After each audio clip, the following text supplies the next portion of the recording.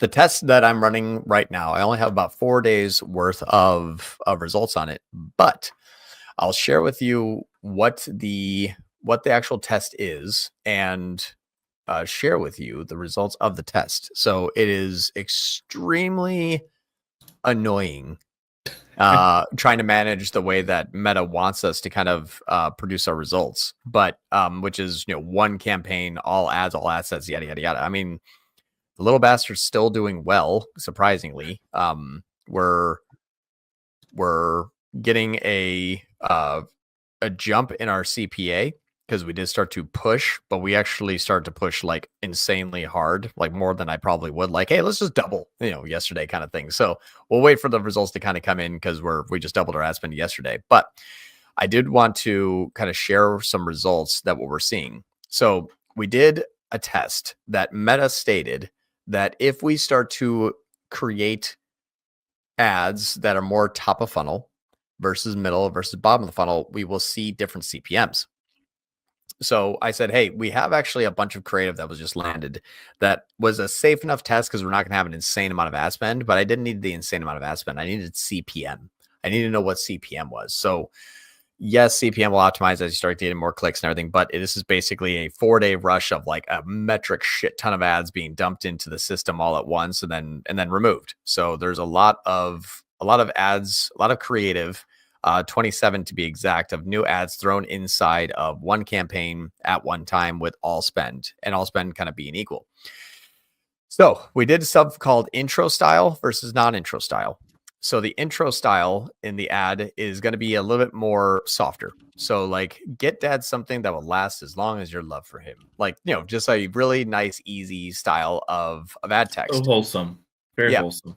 And so now the other one, non-intro style, is like Father's Day offer, free with glove purchase. Get yours before the shelves run dry. Well, I mean, we're doing more salesy.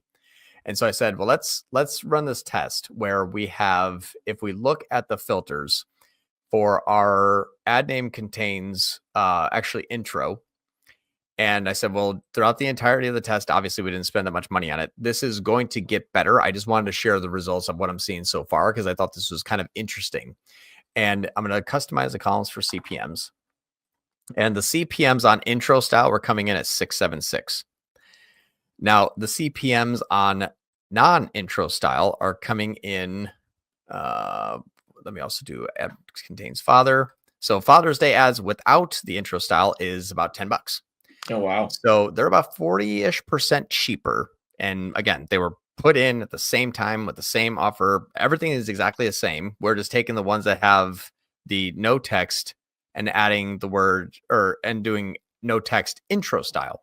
So I can filter by intro style, non-intro style. And the intro styles so far, again, we only had 4 days and we had $50 a day. So and like 80 ads. So this is not scientific at all, but it is interesting that on a small spend, yes, the amount was small, but the intro style is producing 676 compared to just a couple pennies shy of $10. So that's actually a pretty big jump with the same exact ads.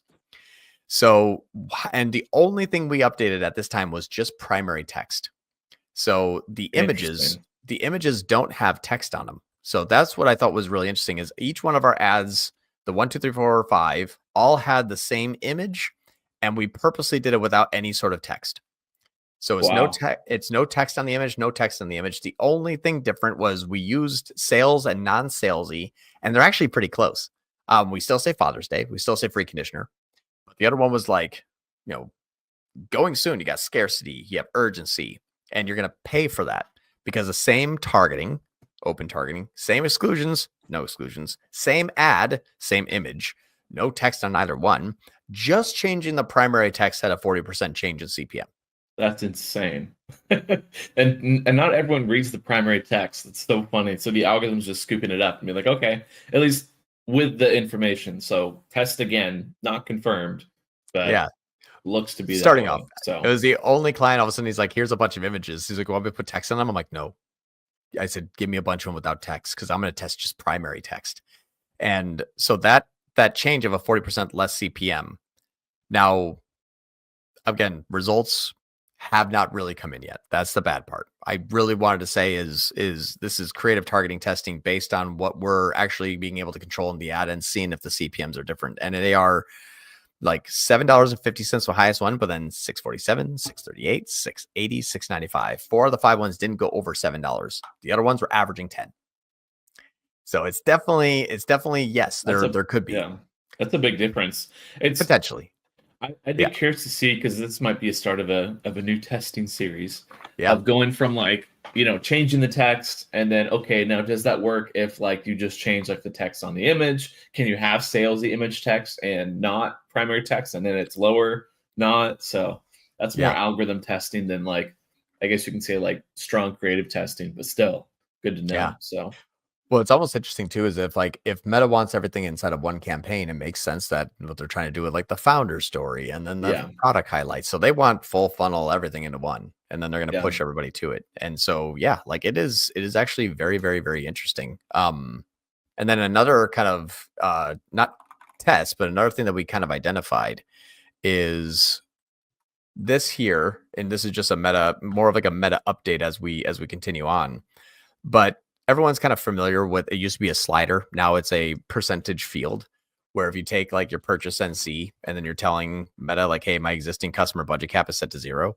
Mm-hmm. This here actually dictates your audience segment reporting, not what actually happened.